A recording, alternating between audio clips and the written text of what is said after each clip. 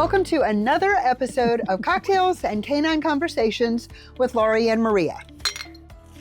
We are here today to talk about something that Maria and I both have a lot of experience with, and that is what it's like to live in a multi-dog household.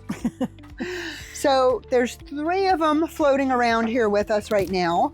These are 3 of my dogs. Okay. Nubbin is being a good boy. I don't know where and they met Masha before. She's over here. Masha was in the Masha's been in some of our videos before. Okay. So we've got 6 dogs here today in my house, and 5 are here with us right now. There's a naughty Frenchie who did not come outside. We have 6 dogs in our house. We had 7 until a few days ago when our foster puppy got adopted. So excited. He went on to his new home. But we have a menagerie here. Mm-hmm. And Maria has 2 right now. 2 right now. But in the past, you've had more. Mm-hmm. Talk a little bit about... when I was fostering for Pitties Love Peace, which is a local rescue here for pit bulls, I would normally have at least 2 of my own, and then I would obviously have at least 1, sometimes 2. When I showed up to pick up 1 puppy, she said, by the way, we're sending 2. Yeah. Okay, great. Yeah. You tell my husband. Yeah. But it worked out. It was great. But yeah, multi-dog homes are common. Mm-hmm. But they're tough. We have a lot of clients at Playful Pups that have multi-dog homes. Normally 2 dogs, sometimes 3. Mm-hmm. Mm-hmm. It's rare to see too many homes have more than 3, and there's a reason for that, right? It is a lot of chaos. Sometimes I say here it's a zoo. Sometimes it's a circus. Mm-hmm. Sometimes it is just a complete shit show, right? Literally, figuratively and literally, it can be a complete shit show. So we wanted to talk a little bit today about the multi-dog household. What do you do? That's squishy. This is squishy. What do you do if you have 1 dog and you'd like to have 2? Or maybe you want to go from 2 dogs to 3 dogs. Oh, hello. So from a training perspective, Maria can talk a little bit about it, and we can, we can both talk about what it's like to, in the household, how does your household dynamic change? How do the demands on you, the pet parent, change? Let's talk a little bit about the training side of things, Maria. Well, I mean, I think if you're going to have multiple dogs enter your home, and let's say you have 2, and you're adding a 3rd, or just 1 and adding a 2nd. Make sure that your training is right. Make sure that you know how to train dogs. Maybe not to the extent of an actual trainer, but you've got control. When you're adding a dog, you want to give that new dog the same exact leadership. You want to have the same rules, the same boundaries, because you don't want your existing dogs to get confused. This would not be a good example. This would not be a good example of well-trained dogs. But this is what we wanted. Again, we want this to be real. Yeah. But no, in all seriousness, when you're looking, like Laurie has the most beautiful land behind us. You can see it. She's got a huge yard. She's got a very nice home, enough for all the dogs to be comfortable. If you don't have big yards, if you're not very physically active with your dogs and walking, now they're all over her, which is fine because now I can actually talk. If you don't get out with your dogs much, don't add another dog. Like, think about how much activity level you have, right? Because you're going to have to walk all these dogs unless you have land like this that they can play and they can train on. And another thing to think about too is financial. And Laurie can attest to the financial side of things. When you have a lot of dogs, 2, 3, 4, you know how much 1 is. Yes. But then you start adding more and more and more. And I think that sometimes that financial burden can become a lot. Yes. Especially if one becomes sick. Mm-hmm. There's also the dynamic of breeds. Like, if you look at all these, they're all kind of larger breeds, except for Squirt Butt here. Yeah. Kind of larger breeds, but Archie came in pretty young, so he kind of got used to having larger dogs around and kind of sticking up for himself when he needs to. He's in charge. He is most of the time. He's small but mighty. Yes, but sometimes you're going to have that. So if you have a dog come in, a smaller dog that grows up in a pack, we call these a pack. 2 dogs is a pack. 3 dogs as a pack, and Yeah. 15,000 dogs as a pack. So when we're doing that, we want to make sure that we're properly bringing them in, and that we're making sure that they fit together. Yeah. Because that can be really hard. Ow.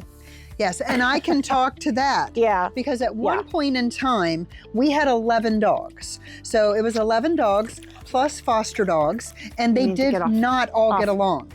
And we had to manage our home and separate by gates. Some dogs lived in the basement, some lived upstairs. We had to crate and rotate, and we had dog fights. And that is scary.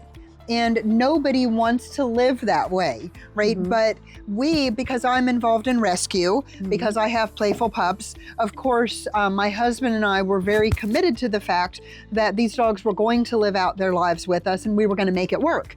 So for 10 years, a lot of work though. For 10 years, we rotated, we crated, we had time downstairs with some dogs, time upstairs with some dogs. They got separate exercise, and it was a tremendous amount of work. Yeah. And we finally got to the point when we got down to, I think, 7 dogs, where everybody got along, and it was beautiful. And then we had, we've lost dogs, we've gained dogs. We adopted the Frenchie a couple months ago that's not out here with us right now. And we've had 3 dogs pass away this year. So our numbers have ebbed and flowed, and the dynamic in the house changes every time. Masha's gonna climb on your lap now. So it isn't always easy. So that is something to consider, because in my opinion, from a rescue standpoint, dogs are not disposable. Right. So if things aren't going well, you shouldn't, in the perfect world, just give them away or rehome them, right? It's a matter of hiring trainers and figuring out how to work through the issues. Yeah. Now I get, and sometimes that's solution. Not right. Sometimes you cannot do that, and that's okay. But we're not here to tell you not to give away your dog or anything. Right. We're not telling you to give away your dog. That's what works for me and my husband. Throwing it out there that if you're going to add dogs to your pack, your family, really think it through, because you could be in a situation where it's not working out. Yeah. And that's a sad situation, for everybody. For everybody, and for the dog. Kind of making you think a little bit about, what do you want to do? Yes, yes. And it is something certainly to think about if you have children. It's different. We don't have kids in the house, but when you have children, you have to make sure the children have a safe environment to live in. You want the dogs to be safe. Yes, good job. So there are a lot of things to consider if you are going to have a multi-dog household, whether it's 2 dogs or you're crazy like me and you might have 10. So it is certainly something to think about. If you have 3 small dogs and you can handle 3 small dogs, great. If you have 4, great.